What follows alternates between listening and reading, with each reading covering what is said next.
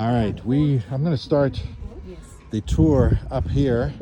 This is the very top floor of the Stanko Academy, and you can see there's a lot of work yet to be done. This is where the meeting hall is going to be. Water tank will be up here, storage. So a lot of work to do to get ready for dedication, graduation in October, November. You can see the view from up here, and so very exciting. There's a big water tank over there, big tall one.